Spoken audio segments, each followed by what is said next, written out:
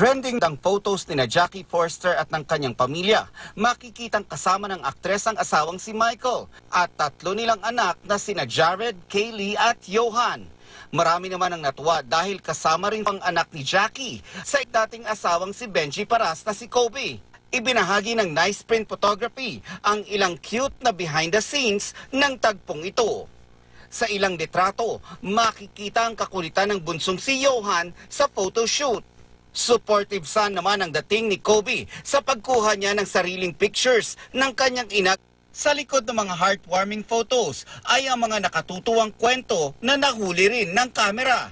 Tulad na lang ng Picture Perfect Kramer family. Bago pa makuha ang ganito kagandang photo, kailangan munang lambingin ni Cheska at Dog ang kanilang mga anak. Doting mom naman si Nadine Samonte sa pag-aayos sa kanyang baby na si Heather para sa first pictorial nito.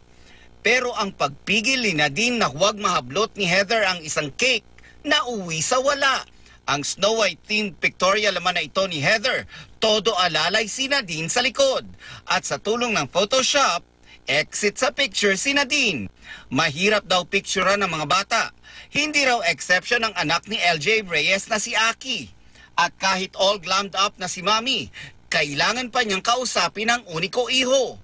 At nahuli ng kamera ang happy moment na kasama pa si Paulo Contis. Nakikipaglaro pa si Jenilyn Mercado sa anak na si Alex Jazz.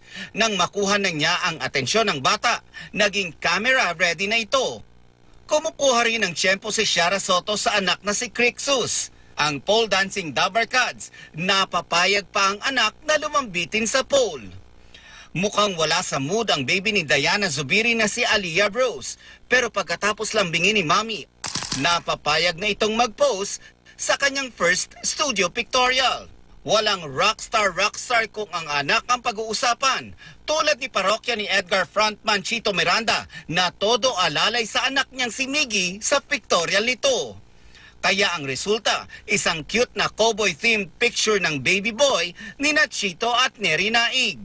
Nelson Canlas, updated sa Showbiz Happenings.